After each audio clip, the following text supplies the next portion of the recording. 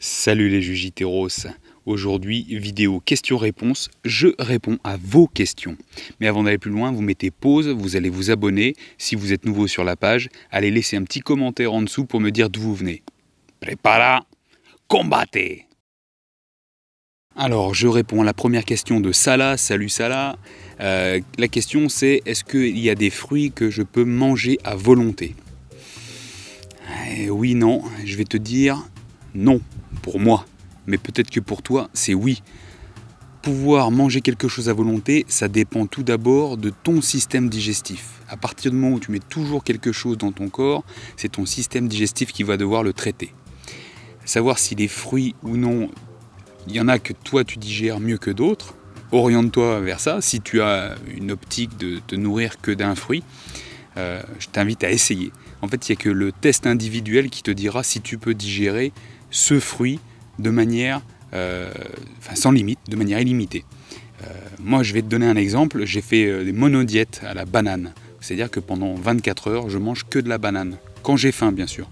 Et j'ai pu manger jusqu'à une vingtaine de bananes.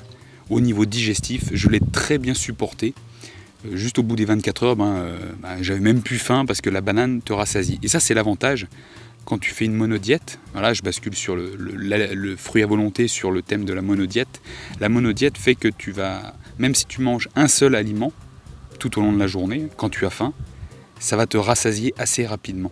Donc voilà, il faut vraiment faire tes tests individuels. Moi je vais te dire de commencer avec un fruit que tu consommes déjà de manière régulière et que tu sais que tu digères bien. Essaye de faire ça. Ensuite il faut voir sur le long terme si tu manges que ça, voir si ça ne va pas jouer sur si tu as des prédispositions pour le diabète, si ça ne va pas jouer sur ta régulation de l'insuline, à voir. Et ensuite écouter ton tube digestif. Donc à toi de faire le test. Nouvelle question, celle de Cyril. Salut Cyril. À savoir s'il y a des choses à bannir de son frigo. Carrément qu'il y a des choses à bannir. Tout ce dont tu vois la publicité à la télé, tout ça, tu peux le bannir de ton frigo. Voilà. C'est clair et net. Tout ce qui est modifié, industriel, tu bannis de ton frigo. C'est aussi simple que ça. Je te dis, pour une alimentation saine, équilibrée, si tu veux prendre soin de soi, de toi, je ne te parle pas de te faire plaisir, ce fameux mot plaisir. S'il y a des choses à bannir de son frigo, c'est tout ce qui va être industriel, tout ce que tu vois, tu sais qui a été modifié. Voilà, après, j'ai pas besoin de te faire de dessin, tu vas dans les supermarchés, tu as plein de rayons de choses modifiées, c'est tout emballé. Voilà, vire-moi ça de ton frigo. Ensuite, je te laisse aller voir sur Insta, j'ai fait des petits posts sur lesquels je te montre ce qu'il faut vraiment virer, no mozza. Et une, voire deux questions de Fred qui me demande si je fais des écarts, si oui, quels sont-ils, si je mange toujours sain. Je vais remettre les choses dans leur contexte. Moi je suis naturopathe et dans l'optique naturopathique de prendre soin de soi par l'alimentation et le style de vie depuis 2013. Je suis né en 1981. Donc t'imagines bien qu'entre 1981 et 2013, l'alimentation c'était un peu l'alimentation occidentale comme tout le monde fait.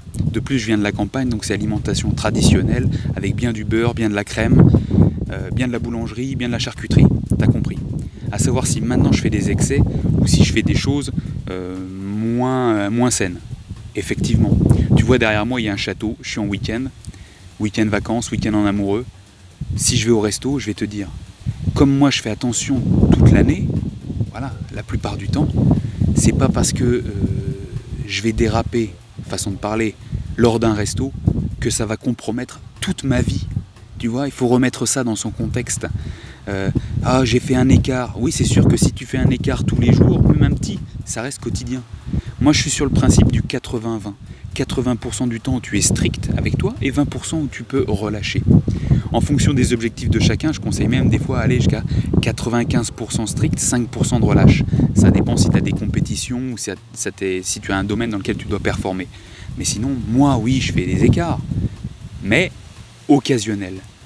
C'est rare, parce qu'en fait, les écarts, ça va se faire quand je vais être au restaurant ou invité.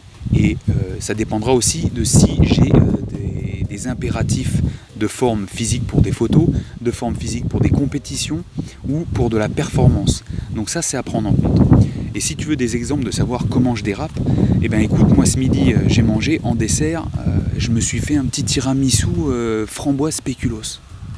Ouais, tiramisu. Et puis il y a 3 semaines j'ai été invité au restaurant, j'ai mangé du poisson avec des légumes et en dessert je me suis pris une dame blanche. Oui, cette glace avec boule de glace à la vanille, coulis de chocolat et chantilly. Et ouais, parce que c'est bon. C'est bon. Mais ça reste très occasionnel. Et comme c'est très occasionnel, je le savoure 1000 fois plus. Mais à aucun moment, je me réveille la nuit en me disant « Oh vite, il me faut Madame Blanche ». C'est ça. Et ensuite, ta question, c'était « Est-ce que j'ai des aliments que je mange par pur plaisir ?» Et ouais, moi quand je mange un avocat, c'est le pur plaisir. Et tu vois, et c'est pour ça que je m'en fais tous les jours des avocats. Ça, c'est le pur plaisir. Le pur plaisir, c'est quand tu manges quelque chose, ça fait partie de toi. Ben moi, les fruits, les légumes, les œufs, ces choses, quand je les prépare à ma façon, avec mes petites épices, je les mange par plaisir. Pour moi, manger des frites et un hamburger, c'est pas un plaisir, quoi, tu vois. Pour moi, ça serait même une contrainte. C'est devenu pour moi une contrainte, parce que ça s'inscrit dans mon style de vie. D'accord ? Il faut bien rapporter à ça. C'est chacun crée son plaisir et ses aliments plaisir par rapport à son style de vie et ses objectifs. Allez, les Jugitéros, j'espère que cette vidéo vous a plu. Je vous en réserve une prochaine pour bientôt. N'oublie pas de liker, de partager, de laisser un petit commentaire en dessous. Je vous dis à la prochaine. Paro!